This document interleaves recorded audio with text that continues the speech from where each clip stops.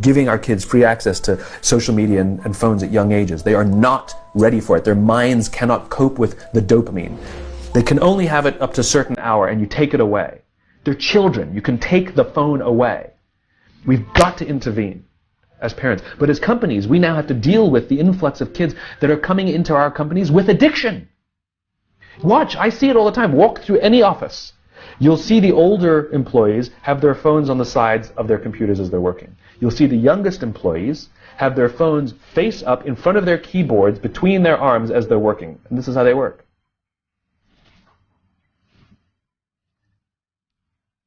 And the science is alarming. They did experiments on mice where they did the multitasking. They put flashing lights to mimic going from the computer to the cell phone, the computer to the cell phone to the TV.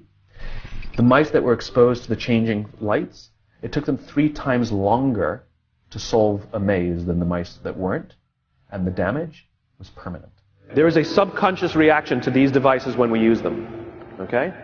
What if I were to hold my phone while I'm talking to you? I'm not checking it, it's not buzzing, it's not beeping.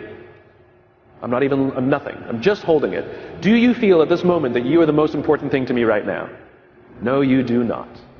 Because there is a subconscious reaction we have to the device. When it is out, it makes the people around us feel that they are less important. So when we're walking down the halls in our offices and somebody says, hey boss, can I ask you a question? You go, sure, what's on your mind? We've just told them they're not that important. Or we can go, sure, what's on your mind? And if you don't have a pocket, find a shelf, put it on the shelf, come back and say, sure, what's on your mind? When we show up to a meeting, or a lunch, or a dinner, with our colleagues, our clients, or our friends, or our families, and we put the phone on the table, we have announced to everyone in the room that they are not that important to us. And by the way, putting the phone upside down is not more polite.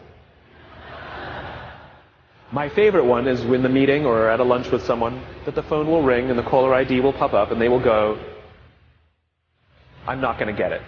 Oh, so magnanimous. Oh, I'm lucky to eat with you today. Or they could just put the damn thing away. You can tell how addicted we are. When somebody pulls out their phone when you're with them, how uncomfortable does that make us feel?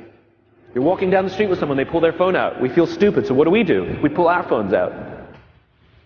We're so addicted. Somebody goes to the bathroom when we're at dinner, and what do we have to sit there by ourselves? God forbid we should look around the room for 5 minutes. We pull our phones out. Meetings. Awful. What do we do when a meeting happens, right? Everybody's sitting waiting for the meeting to start. Bob's running a few minutes late. Bob's here? Okay, start the meeting. Do you know when relationships are built? All that in between time.